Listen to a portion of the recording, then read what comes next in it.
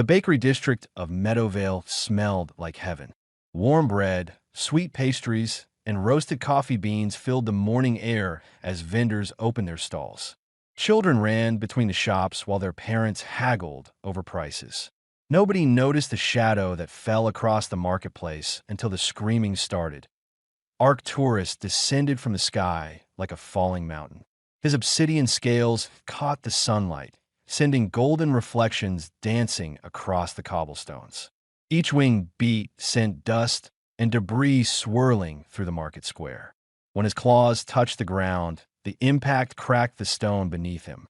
He stood 3 stories tall, ancient and terrible, with eyes that burned like dying stars. The marketplace emptied in seconds. Vendors abandoned their stalls. Customers dropped their purchases and ran. Even the brave ones who had faced pirates and raiders took one look at the Dragon King and fled. Within moments, the bustling square became a ghost town. All except one stall. Walter continued arranging croissants in neat rows. His weathered hands moved with practiced efficiency, placing each pastry just so. Flour dusted his gray hair and simple apron. He hummed an old tune while he worked, completely ignoring the massive predator walking toward him. Arcturus stopped 10 feet from the bakery stall. His nostrils flared, tasting the air. This human should be terrified. Every other species in the galaxy cowered before him. 73 worlds had surrendered at the mere sight of his fleet. 42 civilizations now served him as slaves. Yet this tiny, fragile creature continued arranging bread like nothing unusual had happened.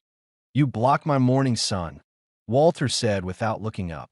"The croissants need to stay warm." The Dragon King blinked. In 3,000 years, no one had spoken to him with such casual disregard. Emperors groveled. Warriors begged for mercy. Even the Galactic Council treated him with fearful respect. But this old human acted like Arcturus was nothing more than an inconsiderate neighbor. "Do you know who I am?" Arcturus growled. His voice rumbled like an earthquake. "I know you're in my light." Walter finally glanced up. His blue eyes showed no fear, only mild annoyance. "Are you buying something, or just window shopping?" Arcturus felt his anger rise.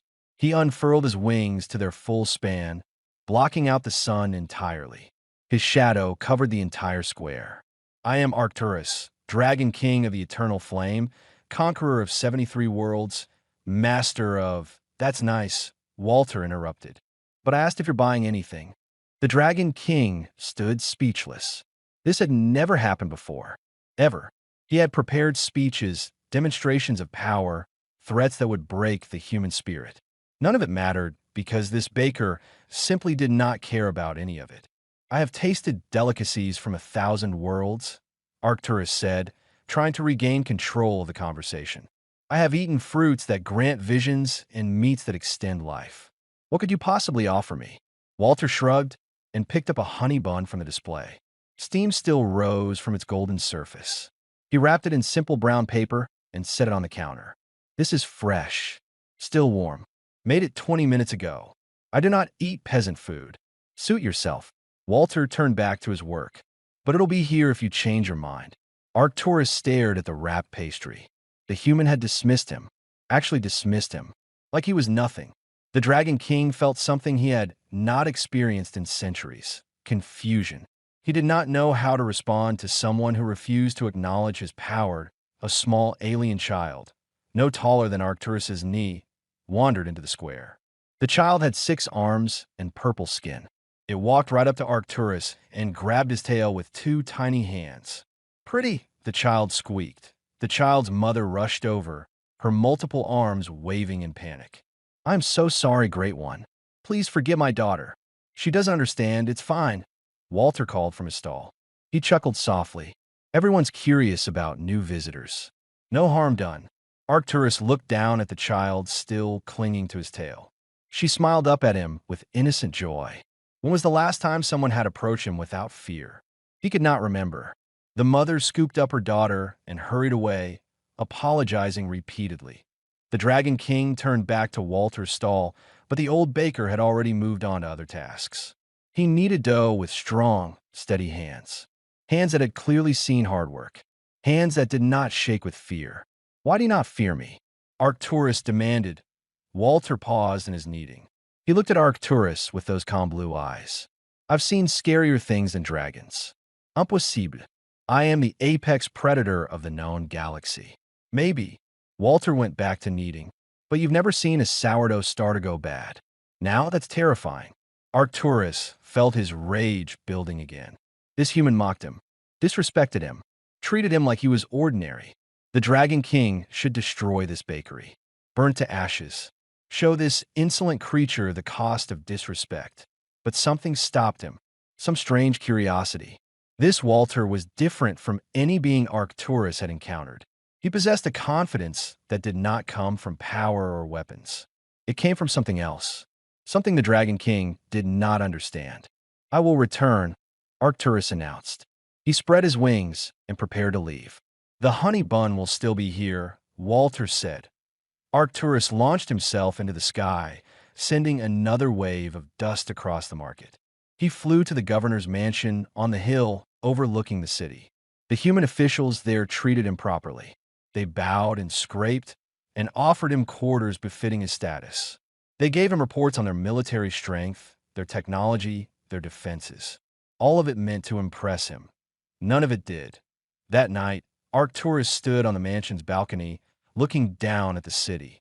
Lights twinkled in windows. He could hear laughter and music drifting on the wind. Somewhere down there, that old baker was probably sleeping, completely unconcerned about the Dragon King's evaluation of his world.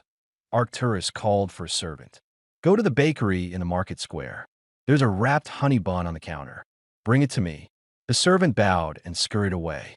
When he returned with the simple brown package, Arcturus took it with claws meant for tearing apart starships.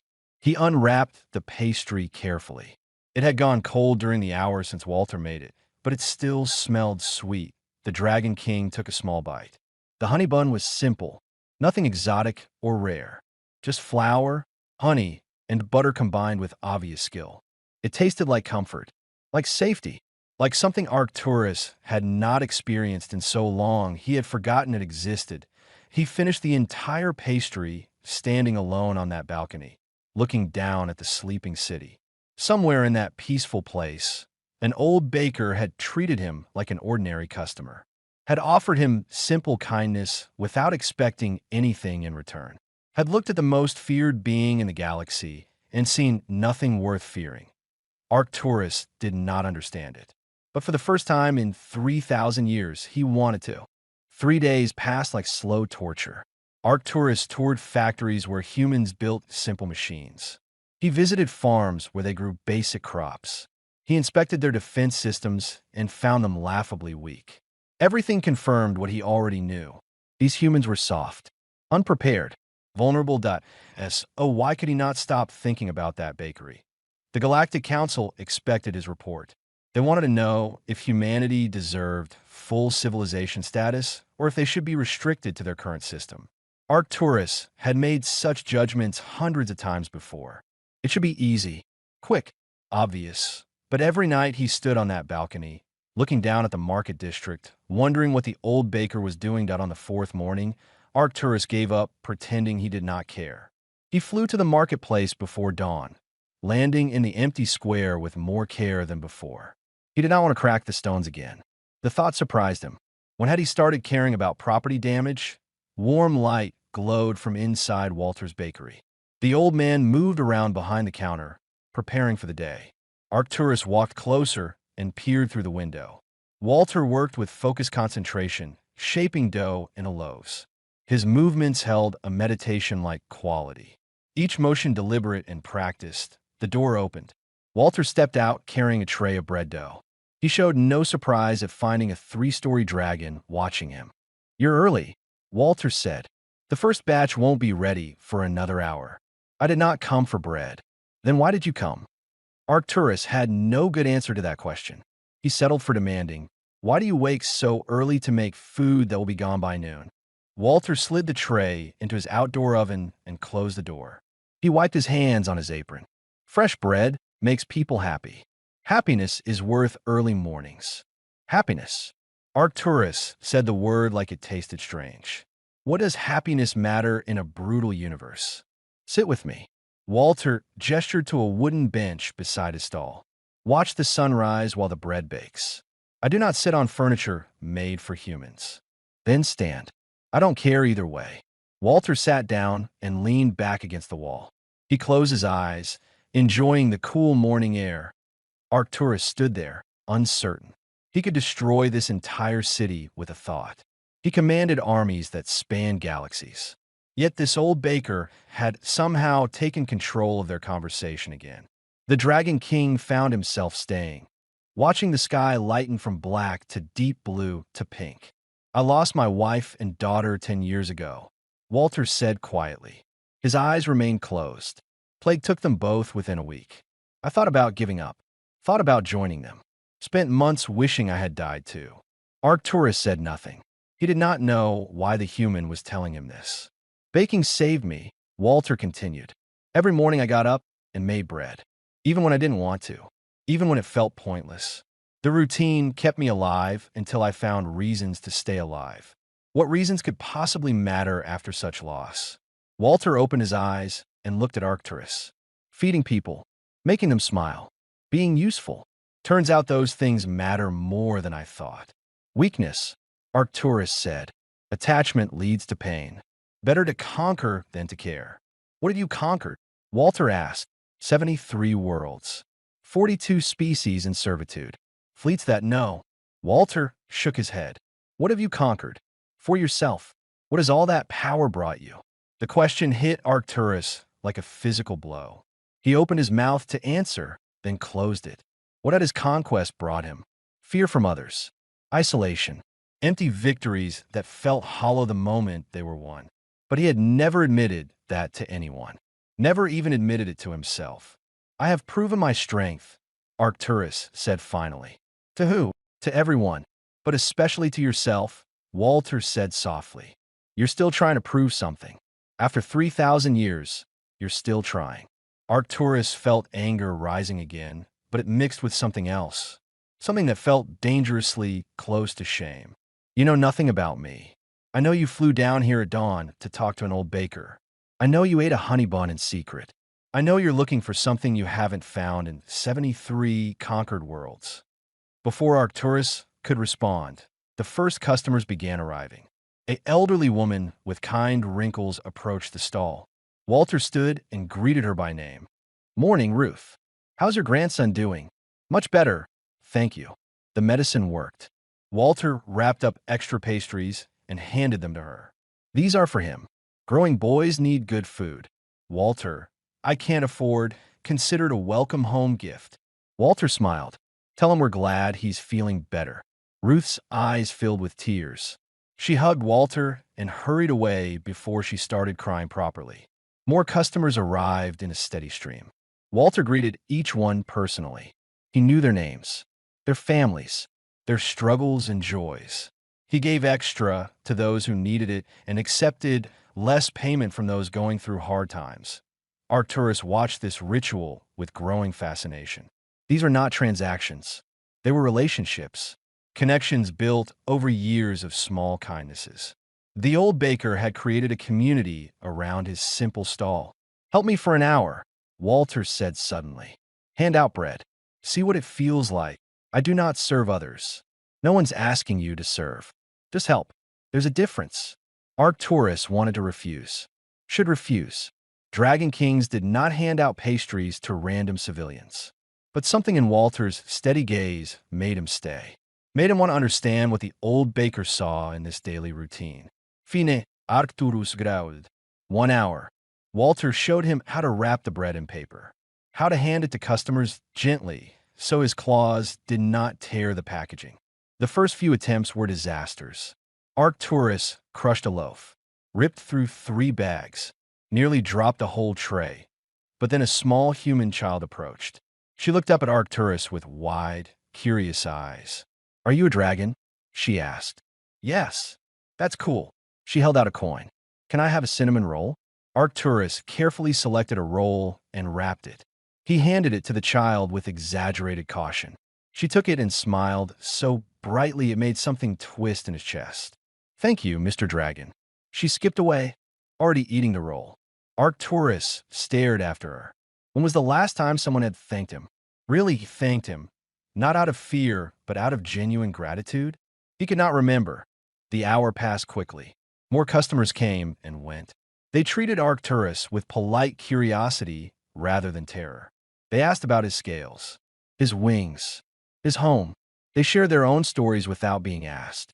By the end, Arcturus knew about Ruth's sick grandson, about a young couple planning their wedding, about a student struggling with exams. He knew their names, their lives, their small hopes and fears. When a morning rush ended, Walter poured 2 cups of coffee. He handed one to Arcturus, who took it awkwardly in his massive claws. "Tomorrow I'm baking memorial bread," Walter said, "for families who lost people during the early terraforming. It's a service we do every year. You should come.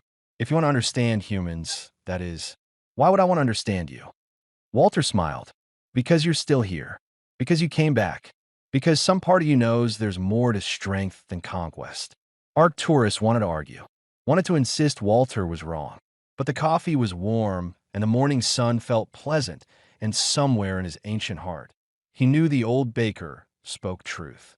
"I will consider it," Arcturus said. "Good enough." Walter raised his cup in a small salute. "Same time tomorrow if you want to help again." Arcturus flew away without answering. But the next morning before dawn, he found himself landing in that square again. Walter was already there, preparing dough, completely unsurprised to see him. The memorial garden sat on a hill overlooking Meadowvale's capital. Trees planted by the first colonists provided shade over stone benches and walking paths. In the center stood a wall carved with 53 names. People who had died building this world, making it safe, turning hostile rock into livable land. Arcturus arrived as the sun climbed toward noon. He had never attended a memorial service before. In his culture, the dead were forgotten. Weakness was eliminated from the gene pool. Those who fell in battle received no honors because they had proven themselves unworthy of remembering. But humans gathered their dead, close even after death. Families filled the garden, dressed in their best clothes. Children ran between the trees while adults talked quietly. Walter stood near the memorial wall, setting out his special bread on long tables. Each loaf bore patterns pressed into the crust. Grain stalks, flowers, stars. "You came," Walter said when he noticed Arcturus standing at the garden's edge. "I said I would consider it, and you considered yes." Walter smiled. "Come on, help me set out the rest of these." Arcturus moved closer, trying to be careful of his size in the crowded space. People made room for him without fear now. Word had spread about the Dragon King helping at the bakery. Some even nodded greetings as he passed. The ceremony began with a woman reading names. 53 people. 53 stories. One by one, family members stood and shared memories. An engineer who died when a terraforming machine exploded. A doctor who gave her life treating a new disease. A teacher who shielded students during a structural collapse. A farmer who drowned saving her animals from flash floods. Arcturus expected sadness, despair. Instead, he heard laughter mixed with tears. The humans celebrated these lives. They shared funny stories and proud moments. They spoke of love and courage and sacrifice with voices that broke but did not collapse. An old recording played on a portable screen. It showed the early colonists working together. They sang while they built. They joked while they planted. They supported each other through impossible challenges. The footage was rough and simple, but the joy in their faces felt genuine. Then Walter was called to speak. The old baker walked to the memorial wall slowly. He placed his hand on 2 names carved in the stone. Helen Chun, Amy Chun, his wife and daughter. "My Helen died trying to save crops during the first blight," Walter said. His voice was steady but quiet. She knew the toxins were dangerous. Knew she might not survive exposure. But the colony needed food, and she said someone had to try. He paused, touching her name gently. "She always said someone had to try. My daughter, Amy, became a doctor. She was only 23 when the plague hit. Young, brilliant, full of life. Walter's voice cracked slightly. She died treating patients. Never stopped. Even when she got sick herself, she kept working. Said people needed her. Tears rolled down Walter's weathered cheeks, but he kept talking. They taught me that love means serving others, even when it costs everything, even when it hurts. They showed me that the measure of a life isn't how long you live, but how you choose to spend the time you have. The crowd embraced Walter when he finished. Not just one or two people, dozens. They surrounded him with physical touch and whispered comfort. They shared his grief and held his pain together. No one stood alone in their sorrow here. Arcturus felt something unfamiliar stirring in his chest. In his culture, showing emotion was weakness. Grief was private shame. But these humans wore their hearts openly. They let themselves be vulnerable. Let themselves care deeply, even knowing it would hurt. After the ceremony, Arcturus found himself sitting under an old tree while families scattered to picnic on the grass. Children played nearby, their laughter filling the air. It felt wrong somehow, disrespectful to the dead. Walter approached with 2 cups of water. He handed one to Arcturus and sat down beside him. Why do they celebrate? Arcturus asked. 53 people died. How is that cause for joy? We're not celebrating death. Walter explained. We're celebrating the lives they lived, remembering who they were, making sure their sacrifices meant something. In my culture, the dead are forgotten. Only the strong matter. Then your culture is missing something important. Walter sipped his water. The dead give us purpose. They remind us why we build, why we try, why we keep going even when things get hard. Arcturus watched a family nearby, parents and children sharing food and stories. A grandmother telling tales that made everyone laugh. Simple moments that felt more powerful than any victory speech he had ever given. I cannot remember the names of any who died under my command, Arcturus said suddenly. The admission surprised him. 3,000 years of war, and I do not know a single name. Walter said nothing for a long moment. Then, it's not too late to start remembering. How can I remember 3,000 years of forgotten dead? You can't, but you can remember the next person, and the one after that. You can choose differently from here forward. Arcturus looked at the memorial wall with its carefully carved names. Each one mattered to someone. Each one was loved and missed and celebrated. I almost destroyed your entire civilization the day we met. Did you know that? I suspected. Why did you give me that honey bun? Walter smiled slightly. Because you looked hungry. Not for food. For something else. Something you've been missing for a long time. I have conquered everything. I want for nothing. Except connection. Except purpose. Except someone to see you as more than a weapon. Walter turned to face Arcturus fully. I've spent 10 years learning that carrying hate is like drinking poison and expecting others to die. I almost chose vengeance after losing Helen and Amy. Almost joined groups that wanted to punish everyone responsible. Why did you not? Because Helen once told me that the opposite of death isn't survival. It's love. She said the best way to honor the dead is to live according to their values, not your anger. Walter's eyes grew distant. So I chose to feed people instead of hurting them. Chose to build instead of destroy. It was harder than revenge would have been, but it was right. Arcturus felt something crack inside him. Some wall he had built 3,000 years ago when his clan cast him out for showing mercy. He had spent millennia proving that mercy was weakness, that caring was foolish, that isolation was strength. But this old baker had lost everything and chosen love anyway. Had faced pain that would break most beings and used it to become kinder instead of cruel. How did you find the strength? Arcturus asked. I didn't find it. I chose it. Every single day. Some days I failed. Some days I was angry and bitter and hurt. But I kept choosing. Eventually it got easier. Walter stood and gestured for Arcturus to follow. They walked back to the bakery in comfortable silence. The memorial bread was gone, taken by families to share in their homes. The stalls were closing for the afternoon rest period. Behind Walter's shop, Arcturus noticed something he had missed before. A small wall covered in photos and names. Not famous people or historical figures. Just ordinary faces with ordinary names. Friends Walter had lost. customers who had passed away, people who mattered to this one old baker. Below the photos, carved into the wood, they taught me that the opposite of death is not survival, it's love. Walter took a napkin from his pocket and pulled out a pen. He began writing slowly, his handwriting careful and deliberate. When he finished, he folded the napkin and handed it to Arcturus. "Read this when you're alone," Walter said. "Really think about it. Then decide what you want to do next." Arcturus took the napkin carefully. It weighed nothing, but it felt heavy in his claws. "What if I do not like what it says? Then you'll keep doing what you've always done. But at least you'll know there was another choice." That night, in his quarters at the governor's mansion, Arcturus finally unfolded the napkin. The message was simple, written in plain language that somehow cut deeper than any weapon ever had. "You have conquered everything except your own loneliness. What if strength meant building instead of breaking?" Arcturus read it again, then again. He read it until the words blurred and his claws trembled. No one had spoken to him with such direct truth in 3,000 years.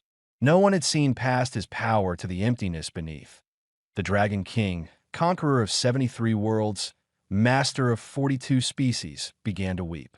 He wept for the centuries of isolation, for the lives taken in pointless conquest, for the empire built on fear instead of love, for all the years spent proving a point he could not even remember anymore, that he wept until he had no tears left. Then he sat in the darkness, holding a simple napkin, and wondered if an old baker might teach a dragon how to choose differently. Morning came too soon. Arcturus had not slept. He stood on the balcony watching the city wake, the napkin still clutched in his claws. Somewhere down there, Walter was probably already baking, starting another day of simple kindness, building community one loaf of bread at a time, building instead of breaking. The communicator on the desk chimed with urgent insistence. Arcturus knew who it was before he answered. The Galactic Council appeared on the screen, their 12 faces arranged in stern judgment. "Arcturus," the lead counselor said, "we require your evaluation of humanity. You have been on Meadowvale for over a week. This is highly irregular. I need more time." Silence filled the communication line. The counselors exchanged confused glances. In 3,000 years, Arcturus had never needed more than 3 days to judge a species. Usually he decided within hours. "More time." The counselor's voice sharpened. "You have assessed entire civilizations in less time. What makes these humans so difficult to evaluate? They are complicated. They are weak. We have reviewed their military capacity. Their technology is centuries behind standard. Their defenses could not stop a minor raid. Surely you see they require strict limitations on expansion." Arcturus looked at the napkin in his claws. "Strength is not only measured in weapons." "What did you say?" "I said I need more time." Arcturus disconnected the communication before they could argue. He flew to the market before the sun had fully risen.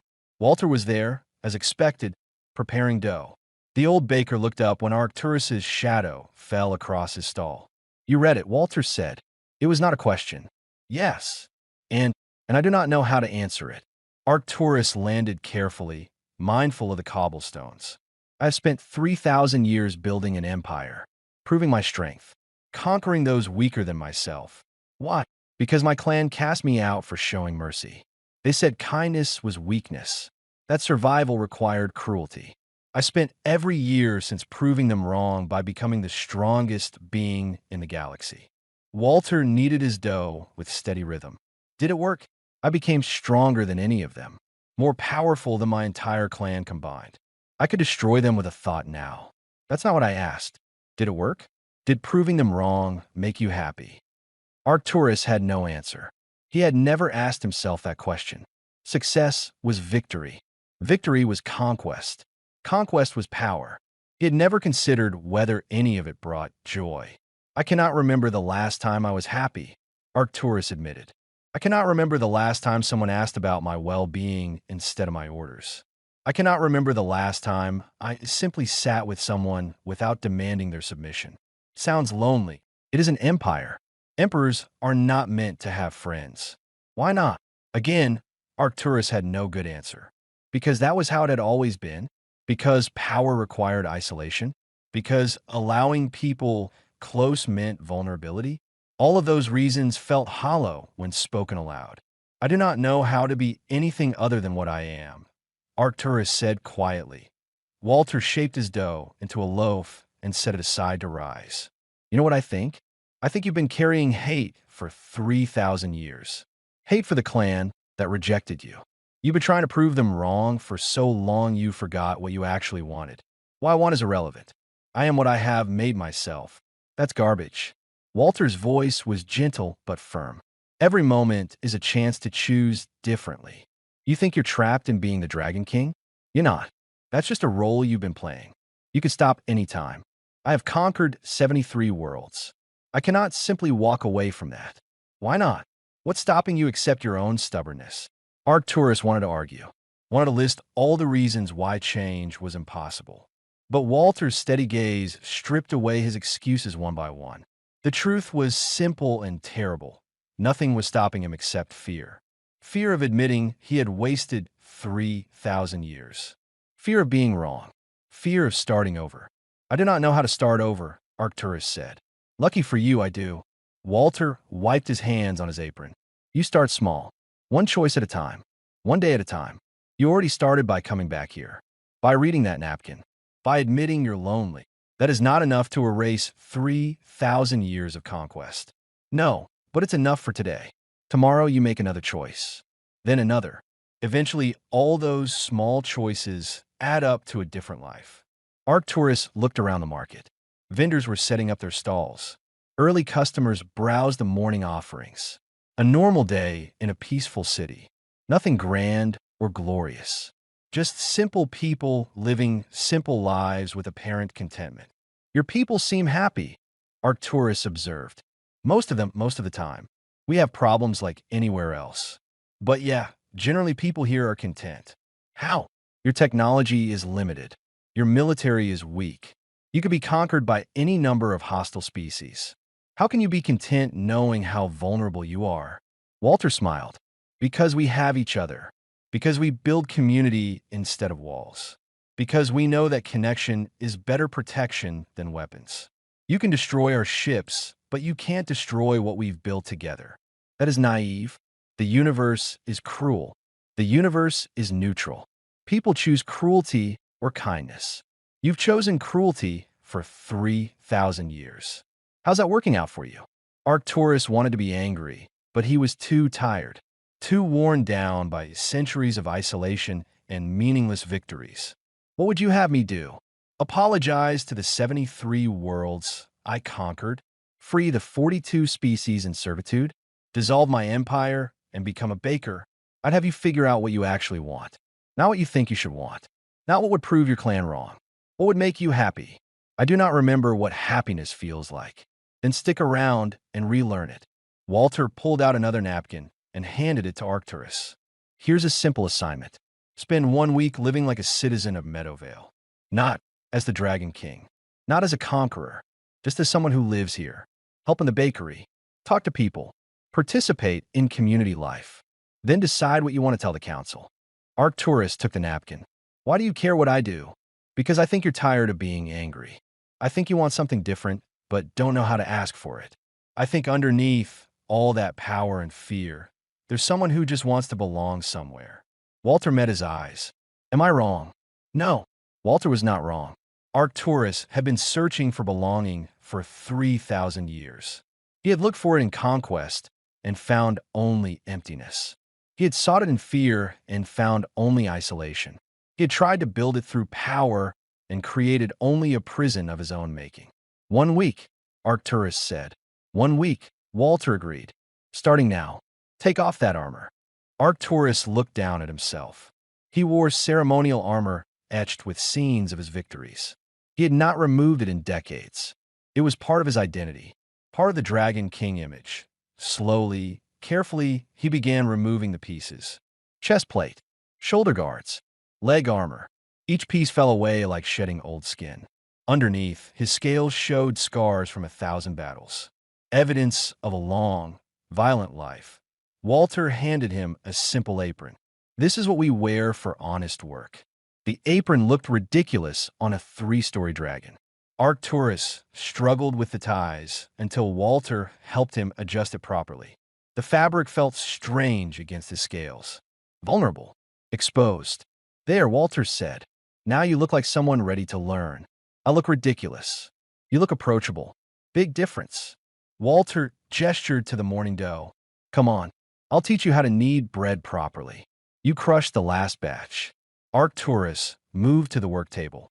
His claws were meant for tearing metal, not shaping dough. But he tried.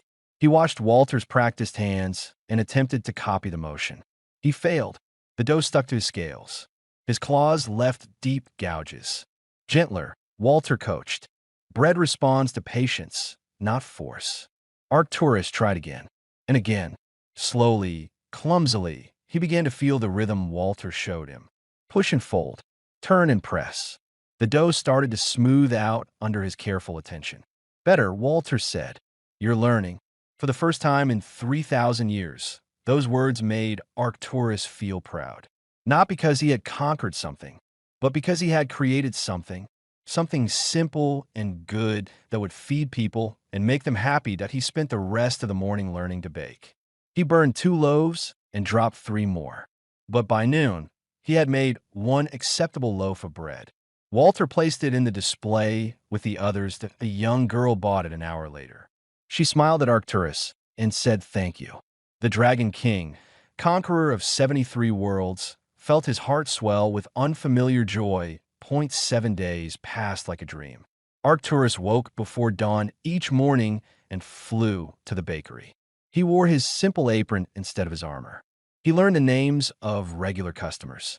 He discovered that Mrs. Patterson liked her bread sliced thick and Mr. Kim preferred his rolls extra crispy on the second day. A teenager taught him a clapping game while they waited for bread to rise. Arcturus fumbled with the rhythm at first, his massive claws struggling with the quick patterns.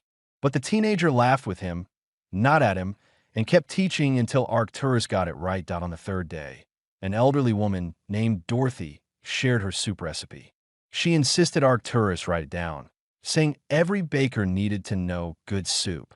He had conquered civilizations, but he carefully copied her handwriting onto a card he kept in his apron pocket. On the 4th day, a young couple asked his advice about an argument.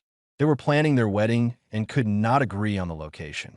Arcturus listened to both sides and suggested they choose a place meaningful to their relationship rather than what looked impressive. They hugged him when they left, their argument forgotten in favor of remembering their first date location. On the 5th day, children drew pictures of him, not as the terrifying Dragon King, but as Mr. Arcturus who makes bread. They gave him their artwork, and he did not know where to put it all. Walter found him that evening, carefully organizing the drawings by date. The old baker said nothing, just smiled. That on the 6th day, someone invited him to a poetry reading at the community center. Arcturus had never attended a poetry reading, never thought about poetry at all, but he went and listened to ordinary people share their thoughts and feelings through verse. Some poems were good, some were terrible. Everyone applauded everyone else anyway, celebrating the courage to share rather than demanding perfection. On the 7th day, Walter took him to meet other people who had chosen change. The community center's meeting room held 12 individuals from various species. They sat in a circle, cups of tea and coffee in hand. Walter made introductions. This was David, former soldier turned elementary teacher. This was Chris, who spent 20 years in prison for violent crimes and now counseled troubled youth. This was Rebecca, who overcame addiction and ran support groups for others fighting the same battle. Each person shared their story. Each had faced darkness and chosen light. Each had rebuilt their lives one small choice at a time. They spoke honestly about their struggles and failures, about backsliding and doubt and hard days when old habits called loudly. But they also spoke about redemption, about second chances, about communities that believed in transformation rather than permanent judgment, about humans who saw potential instead of only past mistakes. How do you trust them? Arcturus asked. How do you let a violent criminal work with children? How do you let an addict help others when they might fail again? Walter answered. Because we believe people can change. Because everyone deserves a chance to become better than they were. Because giving up on people guarantees they'll stay broken, but offering hope at least gives them a fighting chance. What if they fail? What if they hurt someone? Then we deal with that if it happens. But we don't punish people for crimes they might commit. We support them in choosing differently and hope for the best. Walter looked around the circle. Most people, given genuine support and real opportunities, will choose good over bad. Not always, not perfectly, but most of the time. Chris spoke up. His voice was rough but sincere. I spent 2 decades being told I was garbage, that I'd never change, that I was just a violent thug who deserved whatever I got. You know what that does to someone? It makes you believe it. Makes you act like it's true because why fight it? What changed? Arcturus asked. A teacher visited the prison. She ran a reading program. Everyone said it was pointless, that criminals don't care about books. But she kept coming, week after week. She treated us like we mattered, like our thoughts and opinions had value. Chris smiled slightly. She was the first person in my adult life who saw me as human instead of a problem. Changed everything, Rebecca added. People become what you expect of them. Expect the worst, and that's what you'll get. Expect better, and some of them will rise to meet it. Not everyone, but enough. David nodded. I killed 17 people in combat. Did what I was ordered to do, but I still killed them. Came home and couldn't sleep. Couldn't function. Hated myself for what I'd done. He looked at Arcturus. Therapy helped. Community helped. But what really saved me was teaching kids. Giving them what I wish someone had given me. Showing them there are better ways to be strong than violence. Arcturus felt something cracking open inside him. These people understood. They had done terrible things and found ways to do better. They carried guilt and shame, but did not let it define them forever. They chose growth over stagnation, hope over despair, building over breaking. I have done worse than any of you, Arcturus said quietly. I have destroyed entire civilizations, enslaved species, ruled through fear for 3,000 years. How can anyone believe I can change after all that? Walter put a hand on Arcturus's forearm. Because you're here, because you're trying, because you spent a week learning to bake bread when you could have been conquering worlds. That matters. It does not erase what I have done. No, nothing erases the past. But you can't change yesterday. You can only choose what you do next. Walter squeezed gently. The question isn't whether you deserve redemption. The question is whether you'll choose it. Arcturus looked around the circle. Each person here had faced that same question. Each had chosen to try, to work, to build something better, even knowing they could never undo their mistakes. I want to choose it, Arcturus said, but I do not know if I'm strong enough. You conquered 73 worlds, Rebecca said. You're strong enough for anything. The question is whether you're brave enough. Brave enough for what? To be vulnerable. To admit you were wrong. To start over knowing people will judge you for your past. To keep choosing good even on days when it feels pointless. She smiled. Strength is easy. Courage is hard.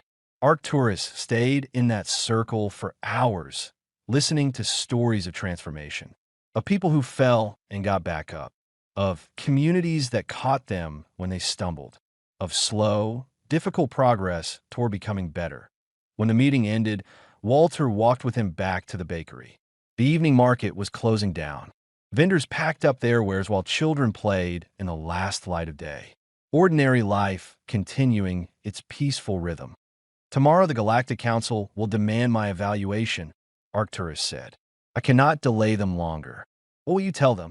The truth. That humanity is stronger than their technology suggests. That community is more powerful than weapons. That you have mastered something I never understood. Arcturus looked at the peaceful city around him. I will recommend full civilization status. And then I will resign my position as their enforcer. I will tell them I am staying here. Walter stopped walking. You're giving up your empire? I'm choosing something better. You asked what would make me happy. This makes me happy. Baking bread, knowing people's names, being part of something instead of ruling over it. Arcturus met Walter's eyes. I cannot undo 3,000 years of mistakes, but I can stop making new ones. The council won't like that. I do not care what they like. I have spent long enough doing what others expected. Time to do what I actually want. Walter smiled widely. Sounds like you're learning. I had a good teacher. They reached the bakery as the last light faded from the sky. Walter unlocked the door and pulled out a napkin. He wrote on it carefully, then handed it to Arcturus. The Dragon King read it and felt tears prick his ancient eyes. The message was simple. Welcome home. Tomorrow we teach you how to make croissants. Arcturus folded the napkin and placed it carefully in his apron pocket, next to Dorothy's soup recipe and the children's drawings.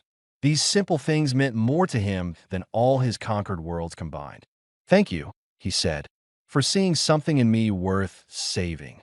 Everyone's worth saving, Walter said. You just needed to see it in yourself. That night, Arcturus did not return to the governor's mansion. He slept in a small room above the bakery that Walter offered him. The bed was too small and the ceiling too low, but it was the first night in 3,000 years that Arcturus felt at home. Tomorrow he would face the council. Tomorrow he would choose his new path. Tomorrow he would begin the hard work of redemption. But tonight, he was just someone who belonged somewhere. Someone who had found community. Someone who was learning that strength meant building instead of breaking. The Dragon King closed his eyes and smiled. For the first time in 3 millennia, he felt genuinely happy.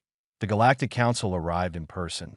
12 beings from 12 different species materialized in Meadowvale's government plaza, their holographic forms flickering with barely contained anger. Citizens gathered to watch, curious about the commotion. Arcturus met them wearing his flower-covered apron. He had been in the middle of a baking lesson when they appeared. His claws still had dough stuck under them. He did not apologize for making them wait. Explain yourself, the lead counselor demanded. You have been on this world for 2 weeks. You have ignored our communications. You have delayed your evaluation beyond all reasonable limits. What is the meaning of this? I have completed my evaluation, Arcturus said calmly. Humanity is ready for full civilization status. They possess strength that your standard measurements fail to capture. Strength? Their military is laughable. Their technology is primitive. Their defenses could not stop a minor raid. On what possible basis do you recommend advancement? Arcturus gestured to the crowd gathering around them. Humans of all ages. Families. Workers. Students. Ordinary people living extraordinary lives of quiet connection and purpose. They have mastered community, built societies that value cooperation over domination. They choose compassion even when cruelty would be easier. That requires more strength than you understand. This is unacceptable. Another counselor snapped. You are making emotional judgments instead of tactical assessments. You have been compromised by prolonged exposure to these humans. I've been educated by them. There is a difference. You're the Dragon King. You do not get educated by lesser species. You conquer them. I was the Dragon King, Arcturus corrected. I resigned that position effective immediately. Shocked silence fell over the plaza. The counselors stared at him like he had spoken nonsense. Citizens whispered among themselves. Even Walter, watching from his bakery stall, looked surprised. You cannot resign, the lead counselor said. You have served the council for 3,000 years. You are our primary enforcer. You have responsibilities. I am done with responsibilities that require me to judge civilizations based on their capacity for violence. I am done building empires on fear. I am done being what you need me to be instead of who I want to be. And who do you want to be? Arcturus looked at Walter, who smiled encouragement. I want to be someone who builds instead of breaks. Someone who belongs somewhere. Someone who has friends instead of subjects. He turned back to the council. I'm staying on Meadowvale. Permanently. The counselors erupted in argument. They shouted about duty and honor and obligations. They threatened consequences. They demanded he reconsider. Arcturus listened to it all with calm patience he had learned from watching Walter handle difficult customers. When they finally ran out of words, Arcturus spoke. I have conquered 73 worlds for you. I have served for 3 millennia. I have been your weapon and your enforcer and your judge. I think I have earned the right to retire. You abandon everything you built. One counselor said. Your empire, your legacy, your power. For what? To bake bread in a marketplace. Yes, exactly that. Arcturus smiled. Because baking bread makes me happy. Because knowing my neighbors' names matters more than controlling star systems. Because I finally understand that the opposite of death is not survival. It is love. The council stood in stunned silence. They had no protocols for this situation. The Dragon King did not retire. The Dragon King did not choose peace over power. The Dragon King certainly did not quote philosophy learned from an elderly baker. This is not over, the lead counselor warned. We will return. We will discuss this properly. You know where to find me, Arcturus said.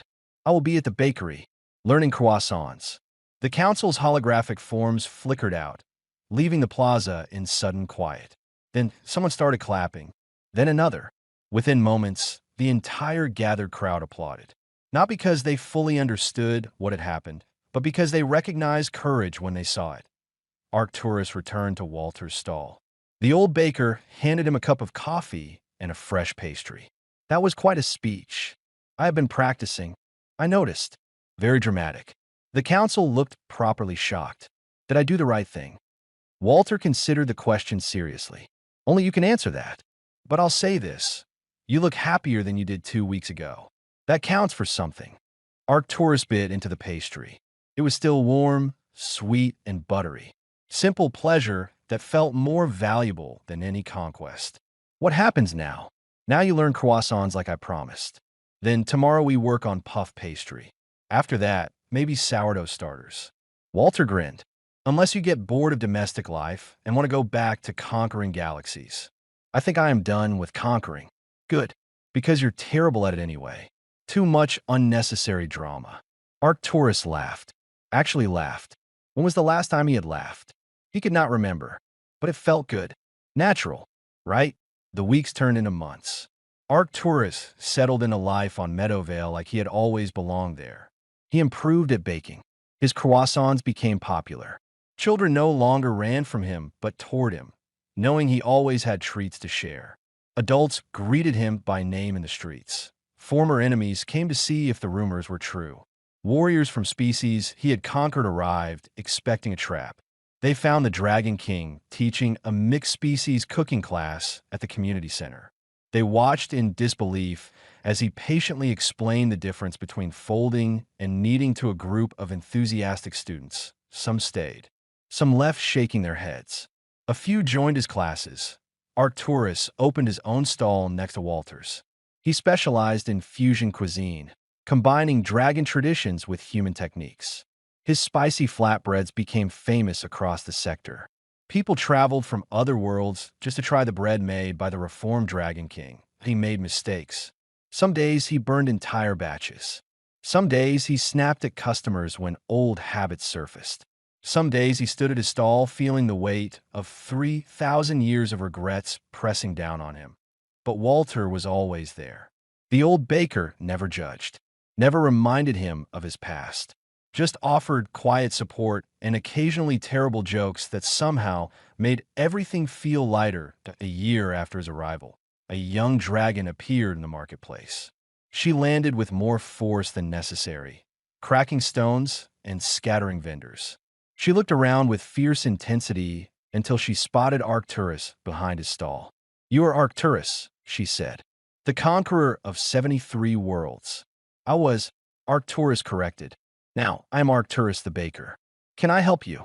I came to learn from the legendary Dragon King, to understand how you became so powerful."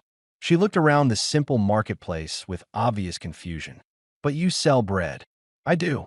Would you like to try some? I came for wisdom about conquest, not pastries." Arcturus wrapped up a honey bun, still warm from the oven. He handed it to the young dragon. "This is the wisdom I have to offer now. Sometimes the strongest thing you can do is stop fighting." "That makes no sense." "It didn't to me either at first. Stay for a week. Help me bake. Talk to the people here. Then decide if you still want to learn conquest." Arcturus gestured to his stall. "I have a spare apron." The young dragon looked skeptical, but she saw something in Arcturus's eyes. some peace that had been absent from every other powerful being she had encountered, something that looked like genuine happiness. 1 week, she said. 1 week, Arcturus agreed. Walter watched the exchange from his stall and smiled. He pulled out a napkin and wrote a new message, folding it carefully. He would give it to the young dragon when the time was right, when she was ready to understand that strength meant building instead of breaking. Months later, Arcturus stood in his bakery preparing for the morning rush. The young dragon, who now went by Sarah, worked beside him. She had stayed well past her 1 week, fascinated by these strange humans and their even stranger former conqueror. Walter approached with a cup of coffee. He was slower now, his age catching up with him, but his eyes still held that steady kindness that had seen past Arcturus's armor to the lonely being beneath. "I've been thinking about that first day you arrived," Walter said. "When you blocked my morning sun, I was insufferable. You were lost. There's a difference." Walter sipped his coffee. "You ever regret giving up your empire?" Arcturus looked around his bakery, at Sarah learning to shape dough, at the regular customers already lining up outside, at the community he had become part of instead of ruling over, at the life he had built with his own claws instead of taking from others. Not once, Arcturus said honestly, "This is better than any empire, even on the hard days, especially on the hard days, because on hard days, I have friends to help me through them. When I was the Dragon King, I had subjects who feared me and soldiers who obeyed me, but I had no one who cared if I was happy or sad or struggling." Walter smiled. "You're learning. I had a good teacher." They stood together in comfortable silence, watching the sun rise over Meadowvale. The city was waking up, people starting their days, living their simple lives with quiet joy. A child approached the bakery, clutching coins in her small hand. "Mr. Arcturus, can I have my usual?" "Of course, little one." Arcturus carefully selected her favorite cinnamon roll and wrapped it gently. "Here you go." "Thank you." She skipped away, already eating the roll. Sarah watched the exchange with thoughtful eyes. "You really gave up everything for this?" "For making children smile." "I gave up nothing," Arcturus corrected. "I gained everything." He handed her a mixing bowl. "Come on. Morning rush starts soon, and we need to finish this batch." As they worked together, preparing bread that would feed their community, Arcturus thought about that first napkin Walter had given him. The message that changed everything. "You have conquered everything except your own loneliness." What if strength meant building instead of breaking? He had spent 3,000 years learning the wrong lessons. Learning that power came from fear and strength came from isolation. Learning that caring was weakness and mercy was foolishness. But Walter had taught him the truth. Real strength came from vulnerability. Real power came from connection. Real victory came from building something beautiful that outlasted you. The Dragon King had died the day Arcturus put on that apron. In his place stood someone better. Someone who knew his neighbors. Someone who made people smile. Someone who belonged. Arcturus pulled the old napkin from his pocket. He had kept it all this time, along with every other one Walter had written for him. His most valuable treasures. Simple paper with simple truths that had saved his life, but he read it once more, then carefully placed it back in his pocket, next to Dorothy's soup recipe and drawings from children and notes from friends. The life he had built, one small moment at a time. Outside, the market came alive with morning energy. Vendors called out greetings. Customers browsed the stalls. Children played in the fountain. Life continued its peaceful rhythm. And in a small bakery, a reformed Dragon King shaped dough with claws meant for destruction, creating something good instead. Building instead of breaking. Loving instead of conquering. Finally, after 3,000 years, he had come home.